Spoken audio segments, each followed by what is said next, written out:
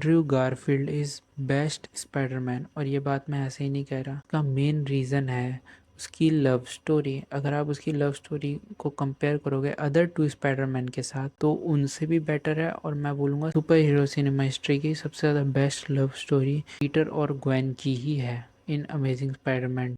और इतनी बेस्ट इनकी केमिस्ट्री थी कि ये दोनों रियल लाइफ में भी डेटिंग करने लगे थे, लेकिन वो ज़्यादा चली नहीं, क्योंकि आपको तो पता ही है पीटर और ग्वेन की कहानी कभी पूरी नहीं हो सकती किसी भी यूनिवर्स में।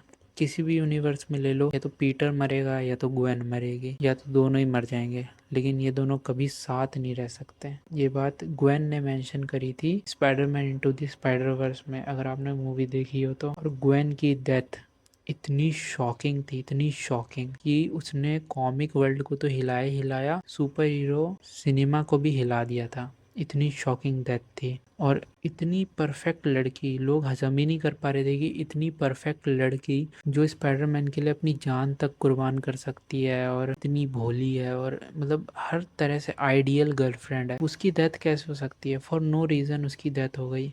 इसको लोग हजम ही नहीं कर पा रहे थे, और लोगों ने स्टैनली के घर के आगे जाके प्रोटेस्ट करना शुरू कर दिया था। इतना लोग स्टैनली से खफा हो गए थे, but at the end Stanley ने अपने डिसीजन को कायम रखा और ग्वेन को परमानेंटली डेड घोषित कर दिया, और उसको कभी रिवाइव नहीं किया गया। बट और ये पूरे मैं बोलूँगा सुपर हीरो सिनेमा हिस्ट्री की, कॉमिक हिस्ट्री की मैं बोलूँगा सबसे ज़्यादा बेस्ट डेथ थी आफ्टर जेसन टॉड।